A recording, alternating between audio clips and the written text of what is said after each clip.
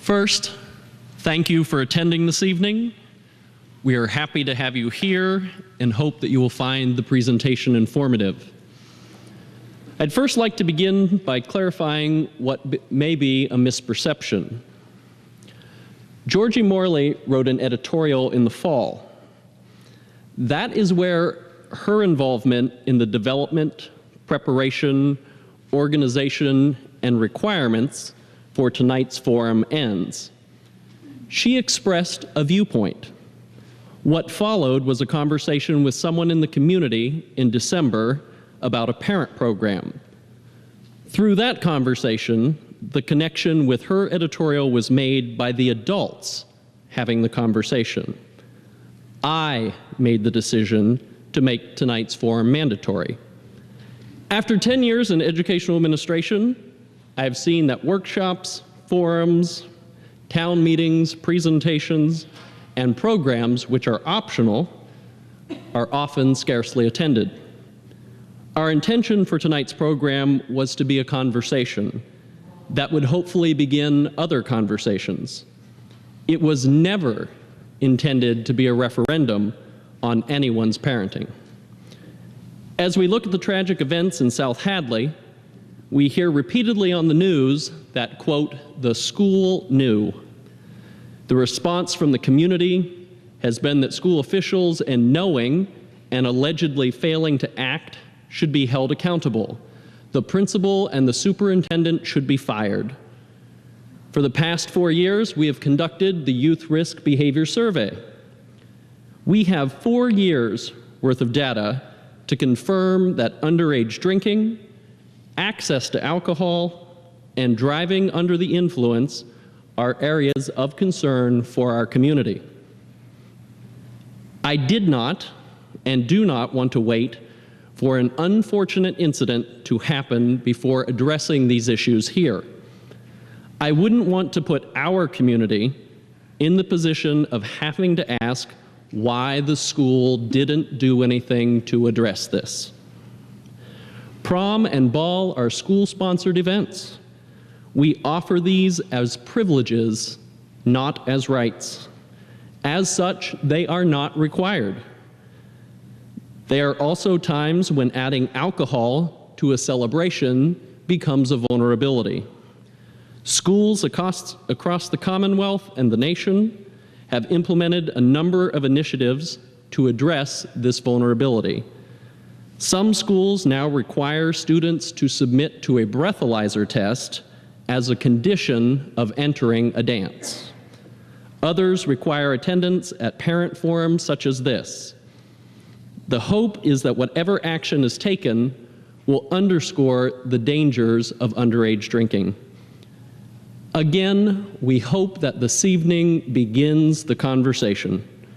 We recognize that one night and one forum will not change the world, but it may begin how we collectively work together to address this issue in our community. Our school is proud to have partnered with several national, state, and local agencies.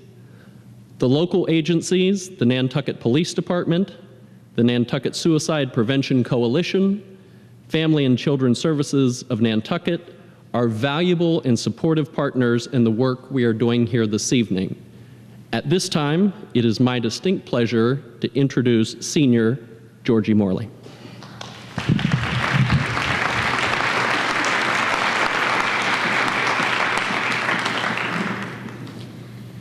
Back in November, I wrote an editorial about underage drinking because I was frustrated. I still am frustrated, but I'm also optimistic for our future because someone listened, which is inadvertently what I asked for, and because someone listened, something's being done. This is not to say that after this meeting, students still won't drink. No one here is that ignorant, but the goal is to do something, open a dialogue, create an alternative, offer some way of thinking about things. We need to open up the conversation, not just when kids are in high school, when their minds are made up for the most part, but in elementary school, when we are beginning to define ourselves. The point has been made over and over again. If kids want to drink, no one can stop them. I'm very aware of this because, like it or not, it's true. But on the flip side, I think we ought to give teenagers, and adults for that matter, a little bit more credit. Call me crazy, but I think we all have the capacity to not just hear what our parents tell us, but listen. And I'm not talking about the don't drink kids lecture a minute before the kids set out for the night. This doesn't mean much to anyone. We need to take the time to question this perceived necessity to drink in order to enjoy ourselves as young people. As kids, we should be allowed to question why it's illegal to drink at our age. We should be able to have access to the information about alcohol's effects on our growing body and minds. We should be allowed to talk to our parents about their experiences with alcohol and the consequences of being intoxicated, especially at a young age. We should be allowed to address openly an issue that we are all facing and stop pretending to our parents and teachers that nothing is going on and that nothing is wrong. And most importantly, we should be allowed to say no and not feel alone and isolated for this decision. There's nothing wrong with being sober in high school. For young people, it's already hard enough to try to figure out who the heck we are without having to add pressures from alcohol. There's the pressure to be able to drink a lot, to be more attractive when we drink, to be more fun when we drink, to be more daring, more outgoing, to be ourselves, just better every time we drink. There aren't drug and alcohol pushers at parties forcing kids to drink. It's a silent pressure, the feeling of acceptance that comes from being a part of a group that leads to drinking. Underage drinking is not as harmless as everyone thinks it is. It's not just part of growing up because it damages relationships, social skills, and judgment. The things I've seen my peers do and your kids do when they are intoxicated at parties has made me lose a certain degree of respect for them. And it's this frustration I felt after losing respect for a friend that spurred me to write the editorial in November. So I guess what I'm trying to say is that it really isn't too late. It isn't too late to talk with your friends, your kids' friends, their parents. This shouldn't be a taboo. We should be allowed to talk about what we know we're all doing. This won't go away overnight, and talking about it isn't the silver bullet either. But we cannot do anything until we address drinking, address why we do it, and become comfortable enough to answer some questions, because it shouldn't take a tragedy in the future to be the catalyst of change.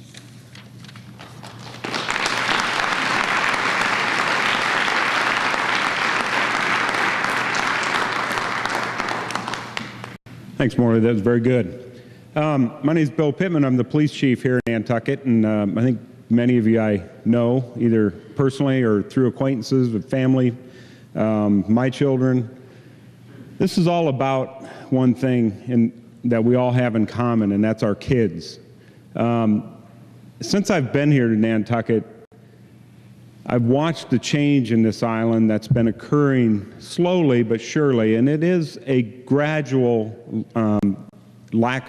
people are not tolerating what was tolerated in the past when it came to the underage drinking, the abuse of alcohol by adults. We're starting to see more and more people who are getting engaged in trying to change things.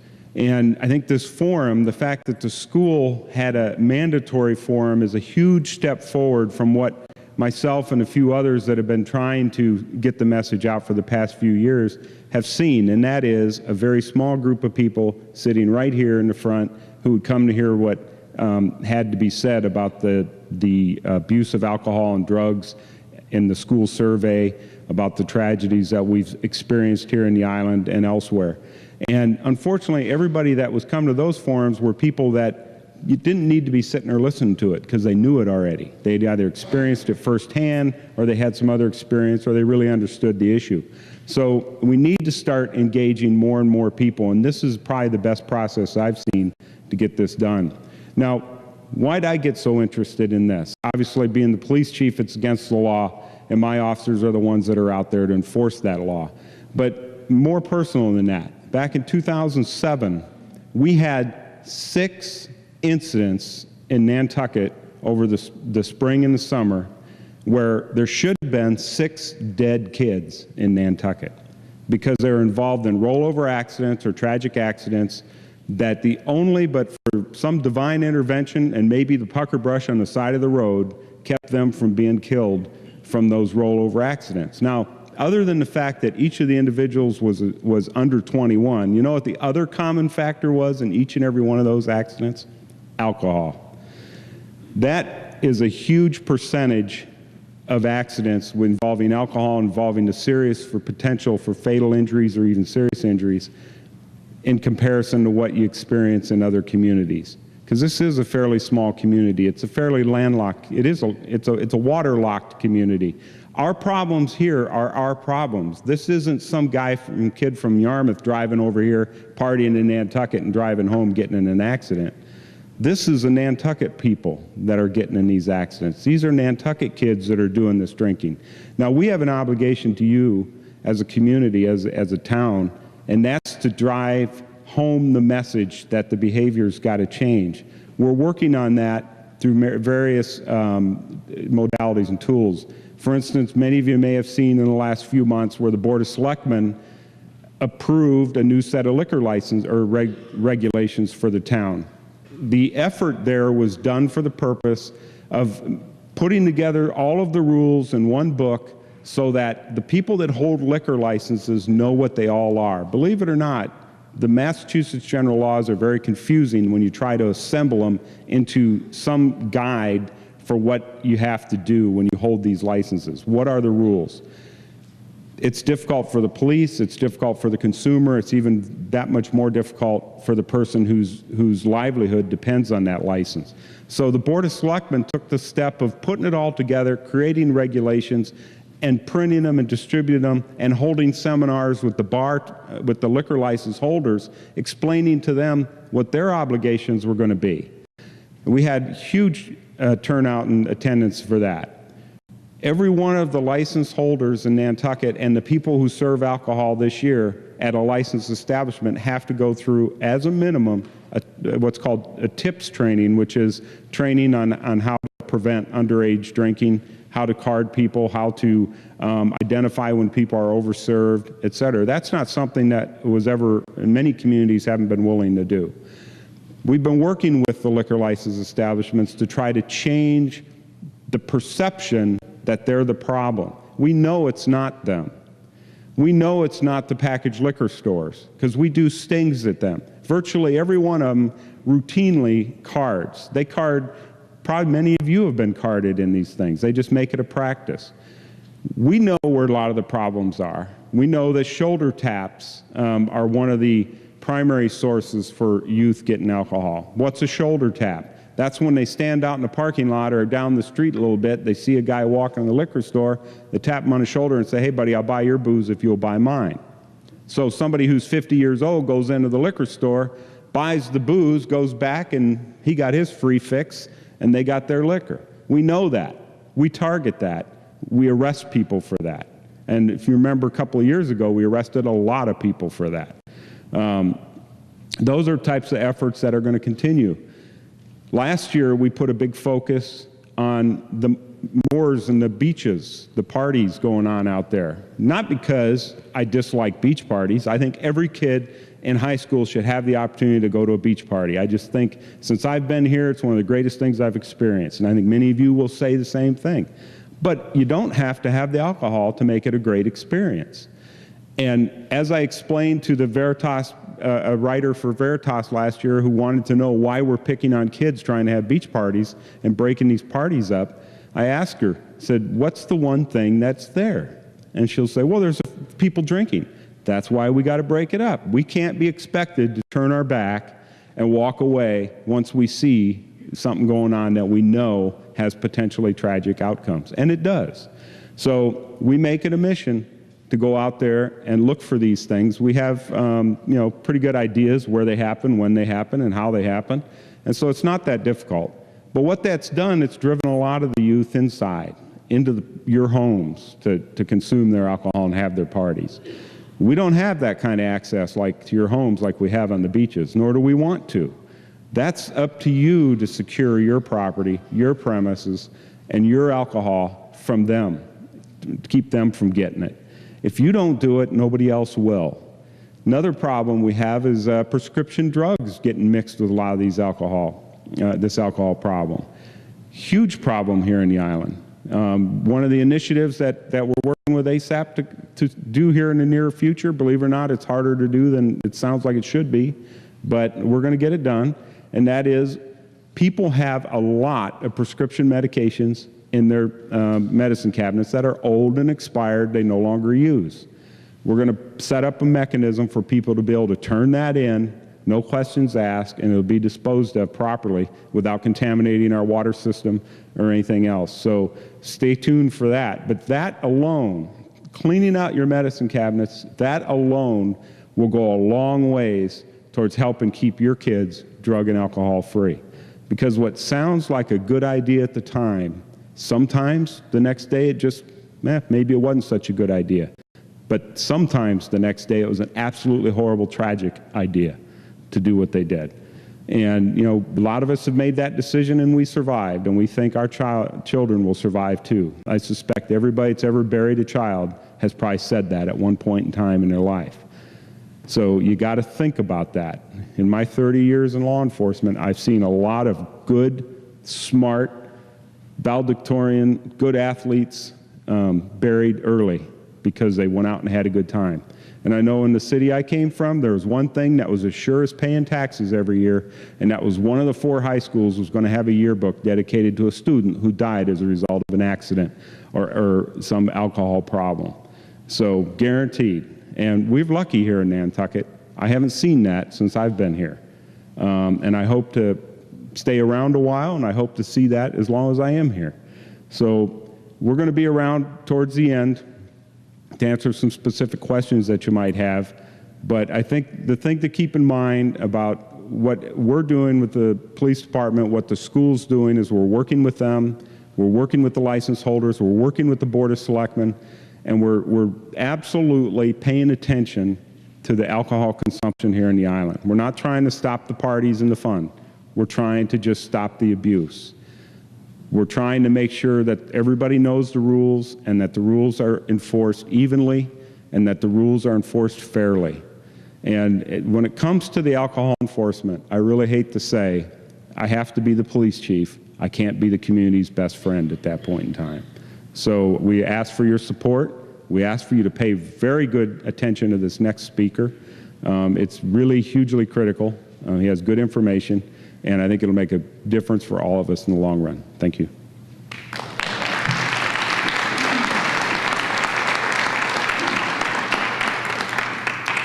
Hello and good evening, everyone. My name is Julie Kingston, and I'm the coordinator of the Drug-Free Communities Support Program.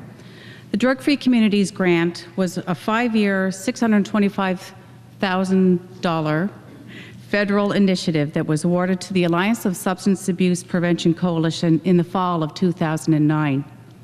It's my job to work with all members of the community to create environmental strategies that will serve to reduce access and availability to alcohol, marijuana, and prescription drugs. It's also my job to promote healthy community norms by working in partnership with others to create safe, drug and alcohol-free alternatives for youth, families, and others on Nantucket. As a parent, I have a unique opportunity to create a different experience for growing up for my children and my family than I experienced. I do not know a single parent who does not want to do the right thing for their children or for their family. And I stand here today and thank all of you for doing your part in keeping our young people healthy and safe.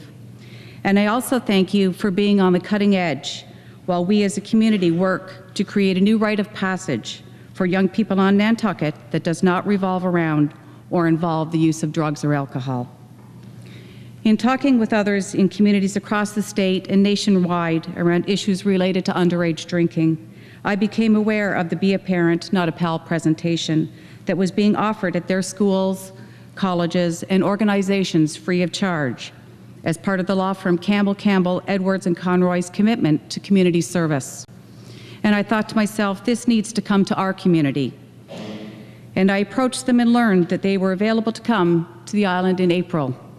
And it is fitting that we are having this presentation as part of our town hall forum in April, as April is Alcohol Awareness Month.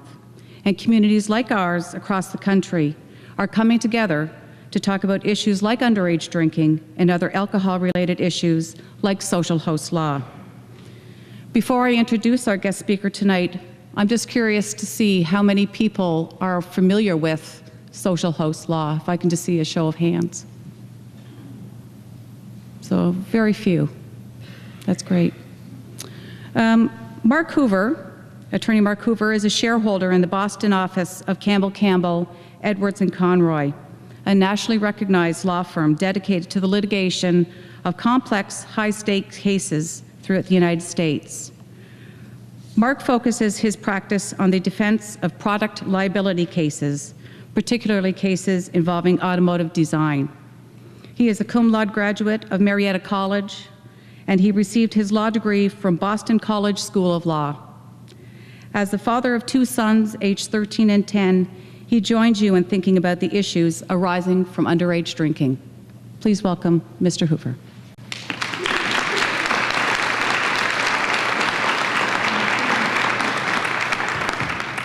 Thank you very much. It's a pleasure to be here. As mentioned, my name is Mark Hoover. I'm an attorney in Boston, and it was funny, as I was leaving work early this afternoon, I was in the parking lot and I was crossing paths with a colleague of mine who also does the same program, and he says, because we have a list of the schools that are sponsoring this and asking for us to come and make the talks. And he says, you know, I'm trying to figure out, Mark, how is it that I am on my way to Springfield, Massachusetts, and you are on your way to Nantucket? And I said, well, you know, I mean, I've got a little bit of seniority, so when we were picking, I said, Nantucket, yeah, that's not a bad place to go. So I want to thank you for having me down here this evening.